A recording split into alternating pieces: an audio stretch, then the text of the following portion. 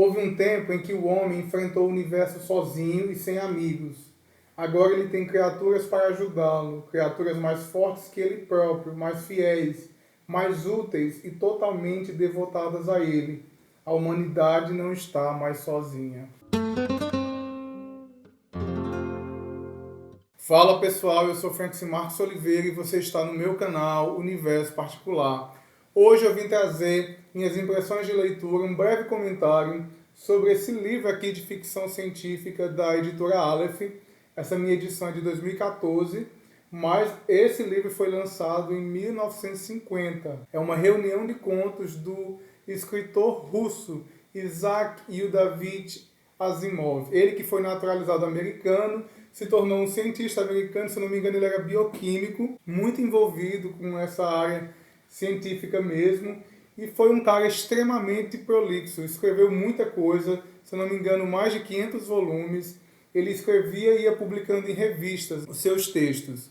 Então eu vim falar aqui rapidamente porque eu, juntamente com a Lê Docena e o Carlos Nunes, que são amigos booktubers muito queridos meus, nós decidimos fazer leitura conjunta. Então eu estou achando muito bacana essa experiência de assistir no mesmo dia as impressões de leitura dos meus colegas. Então vou falar rapidamente aqui, gente, sobre os 3 primeiros contos, que é Rob, né, o primeiro conto intitulado Rob, que foi publicado em 1940, mas foi escrito em 1939 pelo Asimov. É uma história muito interessante, muito fofa, e uma das minhas favoritas, que vai falar sobre o preconceito dos homens em relação aos robôs, esse medo, né?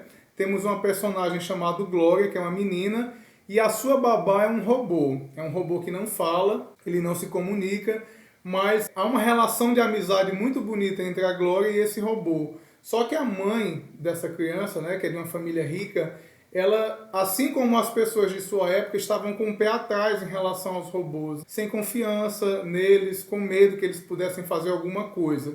E durante esse livro nós vamos ver o Isaac Asimov ele desenvolver as 3 leis da robótica, né? Essa ideia de que o robô ele não é ruim, o robô está aqui para servir aos homens, está aqui para trabalhar para os homens. O Isaac Asimov ele tentou desmistificar essa imagem do Frankenstein, né? Essa criatura que se volta contra o seu criador. Então, os contos desse livro eles têm uma mensagem muito positiva em relação aos robôs. E o que acontece com a Gloria? Pela obstinação de sua mãe, ela acaba perdendo, né, a sua babá robô, e ela fica muito triste, fica muito depressiva, e a mãe dela tem uma ideia de tirar ela daquele local, porque tudo ali lembrava o Rob. Então eles fazem uma viagem e o pai dela arma ali uma situação para fazer a Gloria reencontrar o seu robô, e é o que vai acontecer numa fábrica da US Robots, né, nos Estados Unidos. E lá a Gloria vai encontrar esse robô e acaba se colocando numa situação de perigo, mas o Rob se coloca na frente da Gloria e acaba salvando essa menina. E isso vai mudar a concepção preconceituosa que a mãe dela tinha em relação aos robôs. Então, como eu já falei, a ideia do Asimov é essa, é desconstruir essa imagem negativa que os robôs eram retratados já, né? A história de robô, gente, é muito antiga, não é uma coisa assim, nova. O Asimov ele é considerado um dos 3 pilares, né, dessa área da literatura. Ele e outros 2 que foram responsáveis por disseminar e popularizar na ficção científica os robôs. O segundo conto, que é Andando em Círculos, vai ficar bem explícita essa ideia que o Asimov desenvolveu sobre as 3 leis da robótica, que é o robô não pode ferir um ser humano, um robô tem que obedecer ao ser humano e um robô deve se preservar, né? A autopreservação, ele não pode se destruir. E essas leis, elas têm uma hierarquia, uma se submete à outra. Então isso gera um grau de complexidade muito grande.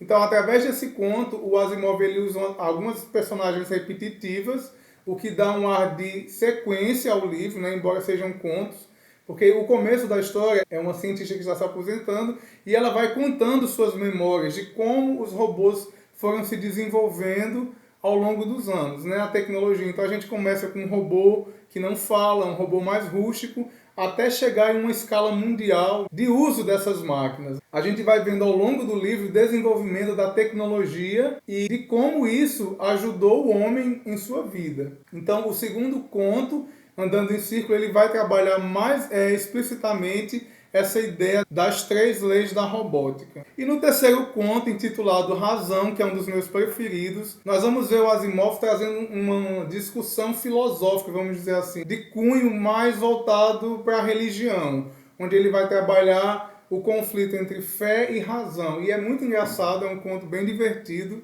Ele vai contar a história do Cut, que é um robô que vai começar a desconfiar ali dos seus criadores, né? Ele começa a criar uma consciência própria e ele duvida que aqueles homens tão inferiores a ele fossem capazes de produzir algo como ele, uma máquina superior. Então, na cabeça dele, ele não poderia vir daqueles homens. Então, por mais que eles dissessem, você veio do planeta Terra, lá existiam outras pessoas como a gente, existiam outras máquinas como você, então nada disso conseguia convencer o Cut. Eu acredito que o Asimov queria falar sobre o fanatismo, né? Como o fanatismo ele é irracional. Então o Cut ele começa a meio que liderar outros robôs e ele acredita que tem um propósito, que ele foi criado pela máquina lá, que ele chama de mestre. Nós vamos ver esses 2 personagens, esses 2 cientistas, tentando persuadir o Cut, né? O que é que eles podem fazer para solucionar isso. Mas sempre existem desfechos positivos nessas histórias do Asimov. Pronto, gente, falei do livro, quero contar agora a minha experiência com o filme, que gerou muita repercussão, né, no ano de seu lançamento, que foi em 2004, né, protagonizado pelo Will Smith, um filme que eu gostei, achei um filme interessante, porque não é fiel ao livro. É um livro que não se propôs ser fiel. Na verdade, o roteiro original de 95, se eu não me engano, a ideia era meio que fazer uma coisa policial, assim como os romances da Agatha Christie, envolvendo um cientista e robôs, né? Então ele foi comprado, os direitos do roteiro foram comprados pela Walt Disney e depois foram repassados para o século XX. E eles tomaram como embasamento uma outra obra do Asimov, que é The Cave of Steel. Então tem muito mais referências de outras obras do Asimov do que o robô em si. A única coisa que esse filme utilizou do Eu, Robô foram essas 3 leis da robótica, que o robô não pode ferir um ser humano, ele tem que obedecer, e a autopreservação dos robôs. É basicamente isso que eles usam, o resto não tem nada aqui do livro. O filme ele foi indicado ao Oscar por efeitos visuais, e é um filme bonito de assistir, é um filme interessante, você já consegue perceber como a tecnologia de 2004 já está distante de hoje, né? Assim, a questão do CGI. Mesmo sendo um filme que foi indicado ao Oscar, a gente já consegue perceber como a tecnologia já avançou, né? Em questões de efeitos visuais, assim. Nós estamos em 2019 e os filmes têm outra qualidade. Muitos filmes do Asimov já foram adaptados. Tem O Homem Bicentenário, que é de 1999, Nightfall, que é de 2000, e o Eu, Robô, de 2004. Bem, pessoal, era isso que eu tinha para dizer. Espero que vocês tenham gostado desse vídeo. Não deixem de conferir os vídeos da Lê e do Carlos. Eu vou deixar aqui embaixo o link. Se você não é inscrito nesse canal, se inscreva, deixe o seu joinha. Você já leu esse livro? Comente aqui para eu saber suas impressões, se você gostou ou não. Eu sei que o Asimov é fantástico, né? É uma pessoa que influenciou muito a literatura e vale a pena ler. Se eu não me engano, a Apple vai lançar agora a série da Fundação, a trilogia Fundação. E tem muita coisa aí do Asimov para ser feita. Então, beijo no coração e até a próxima. Valeu!